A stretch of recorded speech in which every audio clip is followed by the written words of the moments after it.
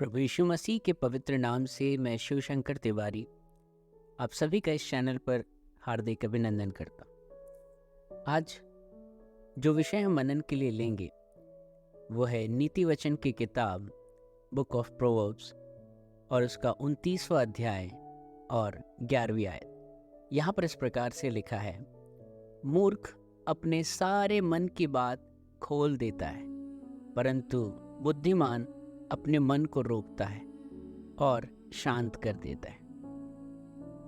आज जो विषय मैं आपके सामने रखूंगा वो इसी वचन से आधारित है। बहुत बार ऐसा होता है कि जब हम अपने लोगों के साथ जो हमारे आसपास रहते हैं, चाहे वो आपके घर में आपके आने वाले रिलेटिव्स हों या आपके मित्र हों या आपके आस पड़ोस में जो लोग रहते हैं या आप जिस वर्क प्लेस पर काम करते हैं, कई बार आपने ऐसा नोटिस किया होगा कि कोई एक बहुत बड़ी अचीवमेंट, एक आने वाली गुड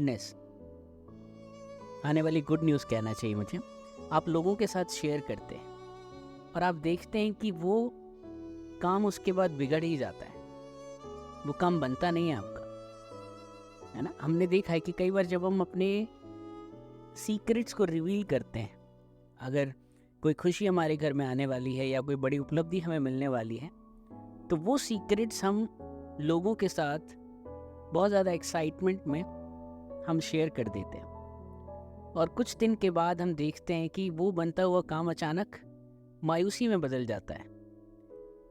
मैं आपको आज बताना चाहूँगा, ये जो स्पिरिट्स ऑफ जेलसी होती है, जलन की जो दुष्ट आत्मा, ये लोगों के हृदय में कार्य करती है।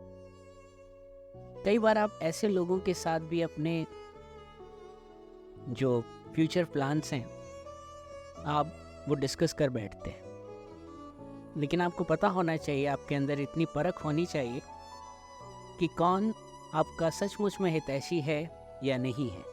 अगर वो राइट माइंड या राइट स्पिरिट में नहीं है, आप कह सकते हैं अगर वो लाइक माइंडेड नहीं है, तो कहीं ना कहीं उसके अंदर जो स्पिरिट ऑफ जेलसी है वो काम करना शुरू करती है एंड समवेयर वो अपने मन में या आप कहें अपने शब्दों से कई बार वो उस चीज़ का मजाक आपके एब्सेंस में बनाने लगते हैं और वो कहते हैं कि बड़ा आया ये जो इस काम को करेगा, कैसे हो सकता है इसके साथ ये हो जाए। कई बार लोग अपने मुंह से आपके आने वाली उस उपलब्धि को, उस खुशी को कर्ज करते हैं और ये जो स्पिरिट ऑफ जेलसी है ये रोकती है कि आपका वो काम बन ना पाए। इसीलिए मैं आज आपको ये सजेस्ट करना चाहूँगा कि जब तक कोई आपका काम पूरा ना हो जाए, जब तक वो जो चीज़ आपके हाथ में आने वाली है, जब तक वो हाथ में ना आ जाए, आप लोगों के साथ कभी, आप कह सकते हैं, इन चीज़ों का ढिंढोरा ना पीटें, इस चीज़ को जग जाहिर ना करें। जैसे कि वचन में हमने पढ़ा कि जो मूर्ख है वो अपने राज खोल देता है, लेकिन जो बुद्धिमान है वो अपने आप को रोकता है, अपने आप को शांत कर लेता है। ठीक कुछ ऐसा ही हिजकिय्याह राजा के साथ हुआ था। हिजकिय्याह राजा ने अपने एक मेहमान को अपने महल में विद्यमान सारी चीज़ों को उसको दिखाना उसने शुरू किया और उसके बाद सब कुछ उसका लुट गया। दूसरा राजा की किताब उसके 20वें अध्याय में आपको इसका विवरण मिलता है।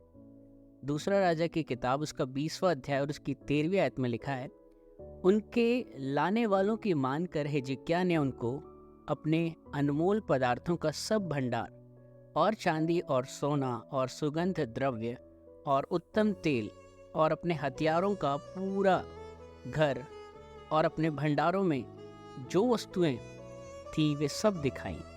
हिजकिय्याह के भवन और राज्य भर में कोई भी ऐसी वस्तु न रही जो उसने उन्हें न दिखाई। और जब ये बात यशायाह भविष्यद्वक्ता को पता चलती है और यशायाह से पहले परमेश्वर यहोवा को जब ये ज्ञात होता है तो वो इससे बड़े अप्रसन्न होते हैं और वो यशायाह को, अपने भविष्यद्वक्ता को हिजकिय्याह राजा के पास एक संदेश देने के लिए भेजते हैं। और वहाँ पर क्या होता है हम पढ़ेंगे। दूसरा राजा की किताब उसका 20वां अध्याय और उसकी 16 और 17 आयत में इसका विवरण मिलता है। यशायाह ने हिजकिय्याह से कहा, यहोवा का वचन सुन ले। ऐसे दिन आने वाले हैं जिनमें जो कुछ तेरे भवन में है और जो कुछ तेरे पुरखाओं का रखा हुआ है वे सब के सब बाबेल को उठ जाएंगे। यहोवा यह कहता है कि कोई वस्तु न बचेगी। जी हाँ, यहाँ पर हिजकिय्याह राजा ने क्या किया।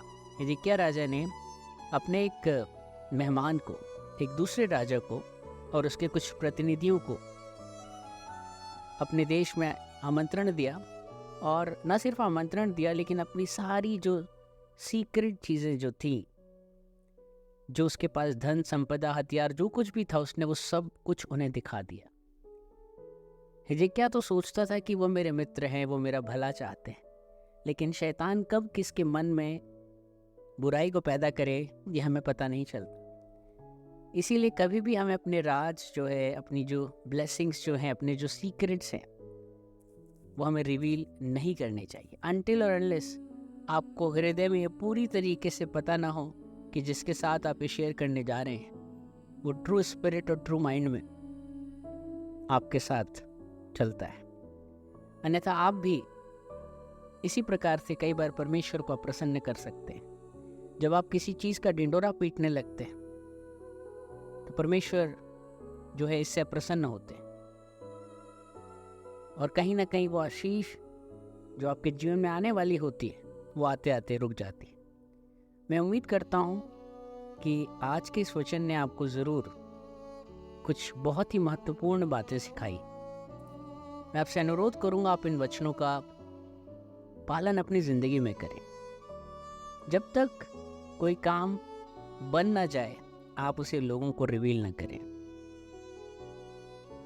कई बार हम बोलते हैं मेरी वहाँ जॉब लगने वाली है, मैं यहाँ जाने वाला हूँ, इस देश में जाने वाला हूँ, विदेश जा रहा हूँ, ये कर रहा हूँ, वो कर रहा हूँ। आप देखेंगे कई बार वो होता ही नहीं, आपका अपॉइंटमेंट लेटर आता ही नहीं, आपकी जॉब लगते लगते रह जाती है, आपका वीज़ा अप्रूव होते होते रह जाता है। ऐसी बहुत सी बातें आपके साथ हो सकती हैं। तो आपको परमेश्वर आज जो है ये सिखाना चाहता है कि आप बोलने में थोड़े धीमे हो जाएं और अपने राजों को राज ही रखें। जो कुछ भी कहना है वो आप परमेश्वर को कहें। और अगर कोई बहुत ही ज़्यादा आपके नज़दीक है, जिसे आप अंदर तक जानते हैं कि वो आपके लिए हमेशा भला ही सोचता है, आप उनके साथ ज़रूर शेयर करें। मैं तो कहूँगा आप उनके साथ भी ना करें। जब वो अच्छी चीज़ आपके हाथ में आ जाए पुख्ता तौर पर, तब आप इस धन्यवाद के विषय को आप कलीसिया में रखें, लोगों के साथ बांटें, इसमें कोई बुराई नहीं। प्रभु आप सबको बहुत आशीषित करें। इन वचनों को आपको सिर्फ सुनना नहीं है, शेयर भी करना है। और आप इस चैनल को सब्सक्राइब ज़रूर करें, जिससे कि आगे कोई भी ऐसा वीडियो आता है, परमेश्वर मुझे कोई प्रकाशन देते हैं और जब मैं उसे पोस्ट करता हूँ अपने चैनल पर, तो वो आपको भी समय पर मिल सके। आप सबका दिन आशीषित हो। जय मसीह की।